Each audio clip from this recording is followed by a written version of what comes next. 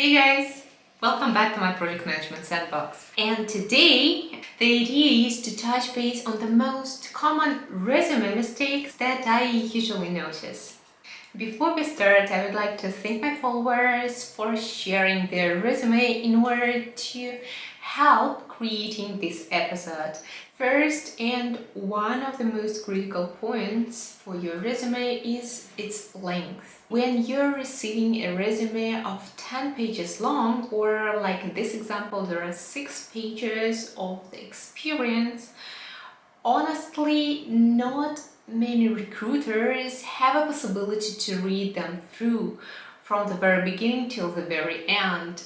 Not only this is really challenging to read it through and to determine where there is a specifically relevant experience and what was the value this person brought to the company while he was working for it. My point here is that do not waste the time of a recruiter or the hiring manager on reading it all through. Moreover, he can even forget what was on the first page by the moment he gets to the very end.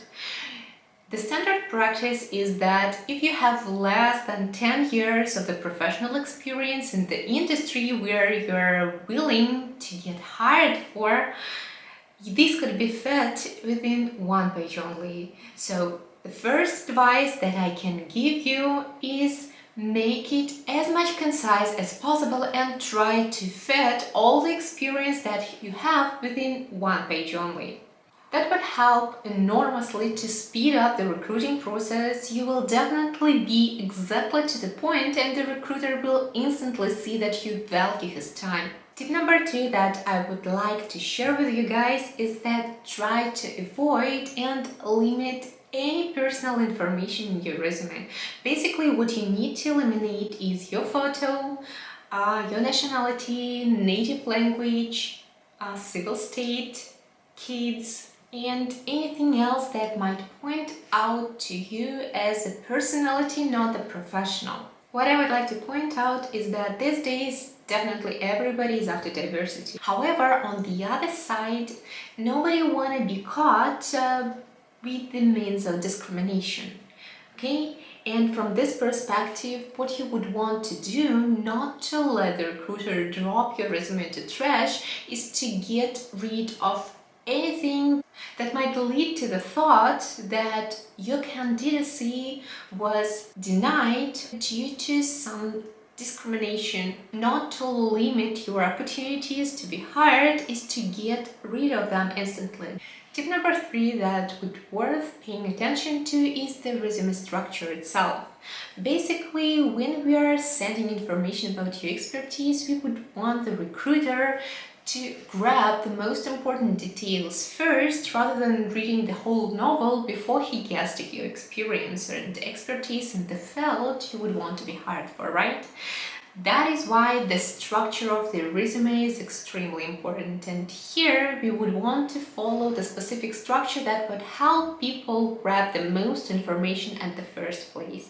And the most important information from your resume is definitely your experience. So from this perspective, according to my experience reviewing resumes and from my experience creating resumes, the most valuable information comes first, and this is your experience. There are doubts and conversations in terms of the summary for your resume. I would say summary might be important, but only from the perspective if you can highlight some specific achievements in the summary in numbers. From this perspective, at the first place, I would put your name and the contact information, which is extremely important and should be highlighted in big letters. Secondly, there's gonna be summary, but only in case if you are able to put there something extraordinary that would be an extreme fit for this position. Sequentially, this definitely should be your experience. Then I would put your skills, secondary achievements, and education comes at the last place. By the way, guys, if you are not subscribed yet, don't lose this moment. Hit the subscribe button and tap the notification bell so that you will be notified about each new video instantly as soon as I upload it to my channel. Now, Let's move on with the tip number 4. This tip in my list is dedicated to experience. As I have mentioned, the space in your resume is true gold, so you need to be as much concise as you can, and from this perspective, I'm not sure you would want to list all the activities that you have been executing at your previous place of work. What would be beneficial to put into your resume is the achievements that you have managed to accomplish. Try to summarize what you have done remarkable at your previous places of work, and what is not less important, use the bullet points. Having a bullet points is much more convenient for information consumption rather than having long-lasting sentences, right? So put your achievements into the bullet points and highlight what actually have you managed to accomplish on those places of work. Now we have come up to the 5th tip in my list, and this is how to put your skills into your resume. What you would want to put there is the keywords, like your skills are your keywords. So make quick research and find out what are the most common skills that people are looking for in the role that you are willing to get.